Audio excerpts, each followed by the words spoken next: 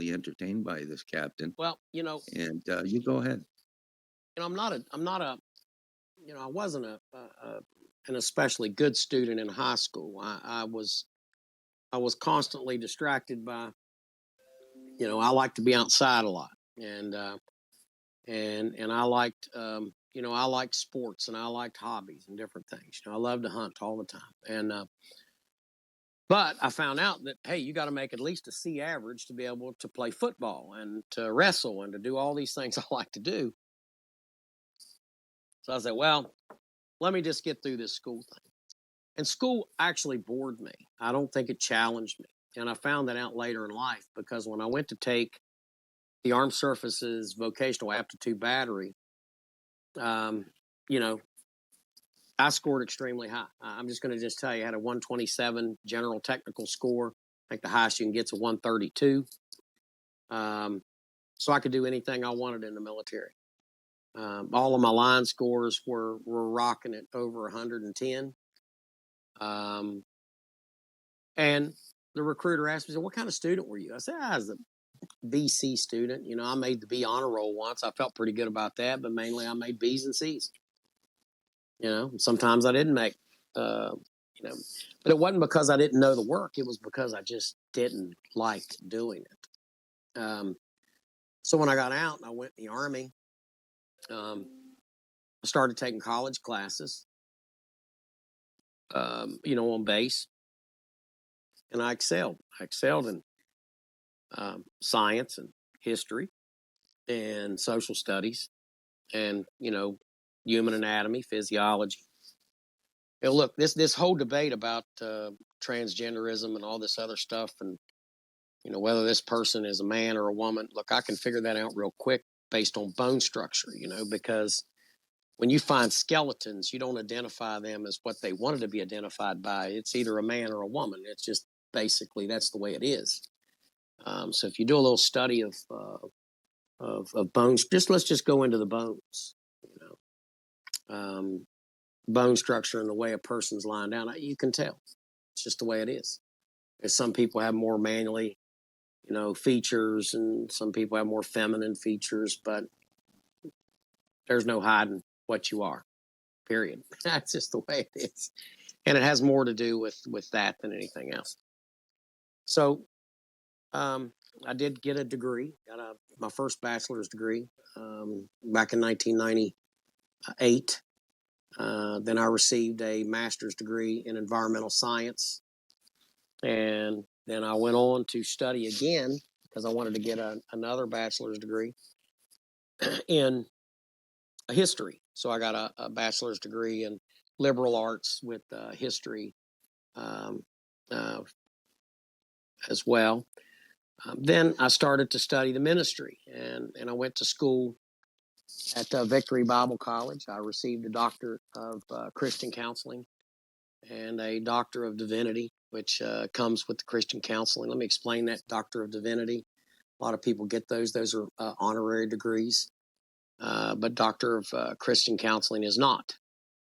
So I took a complete series on how to do proper Christian counseling, and I utilized that for quite a while. And and I accelerated in these degree programs.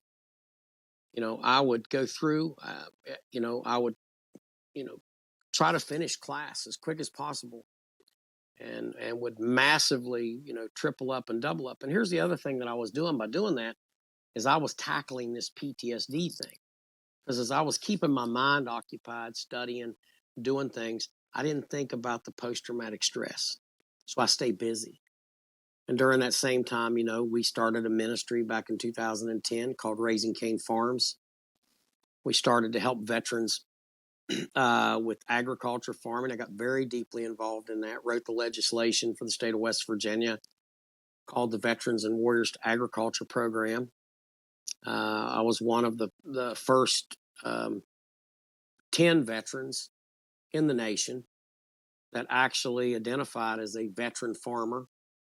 And I was growing bamboo and sorghum and, trying to find a new crop, a new market, a new niche. I was constantly looking for something to keep my mind occupied. I was I was looking at how to use this bamboo from everything from, pressing it into, replacement parts for cars. There's so many bumpers that get cracked, and they're all made out of fiberglass or plastic or whatnot. But bamboo makes an excellent property that you can press that into the same material.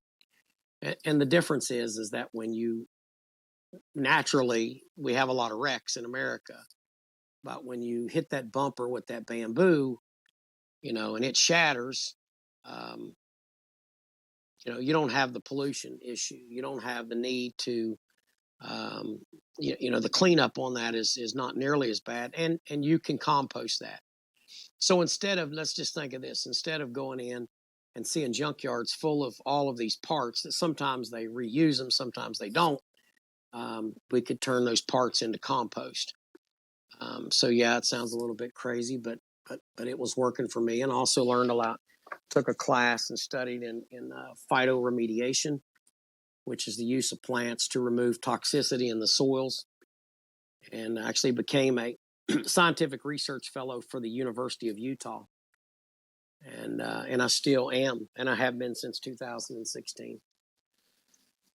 And so I write some papers on the benefits of agriculture and veterans, and the reductions of suicide, and also the benefits of phytoremediation and how we can, properly reclaim post-mine properties in order to put them into more immediate use and operations.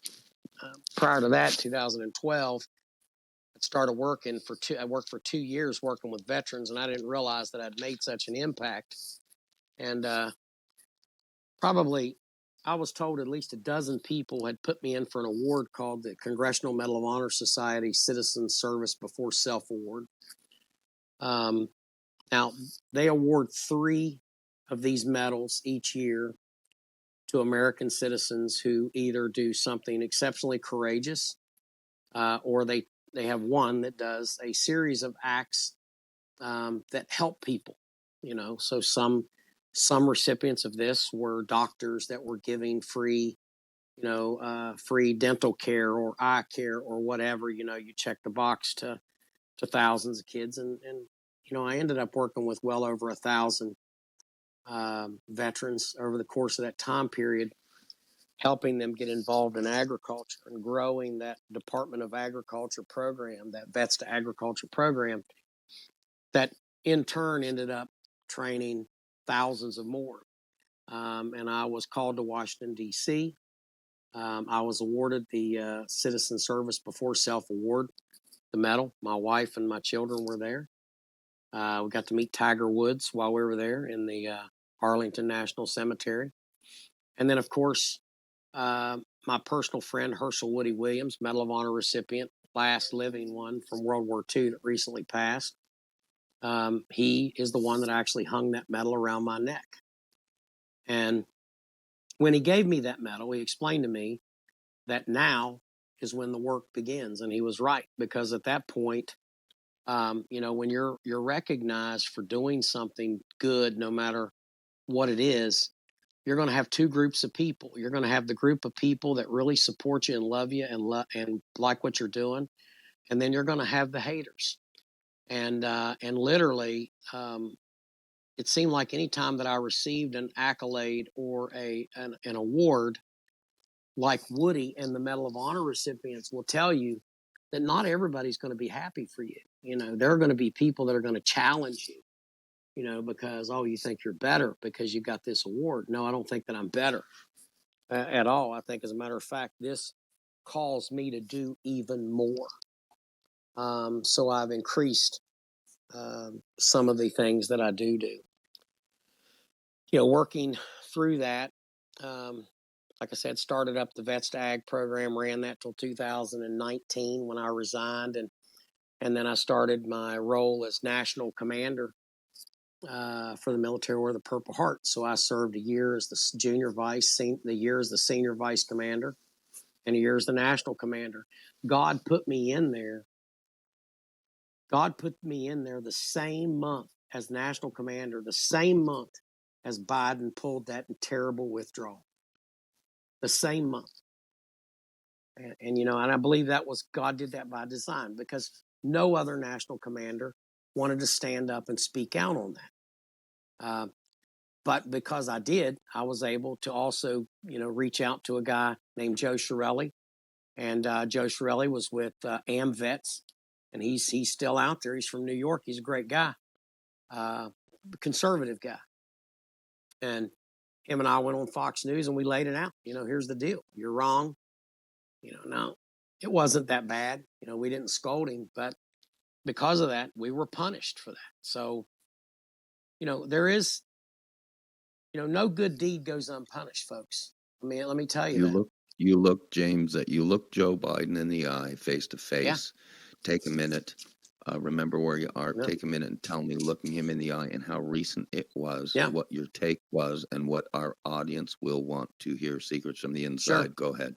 So, I did get the invitation to the White House on November, for Veterans Day.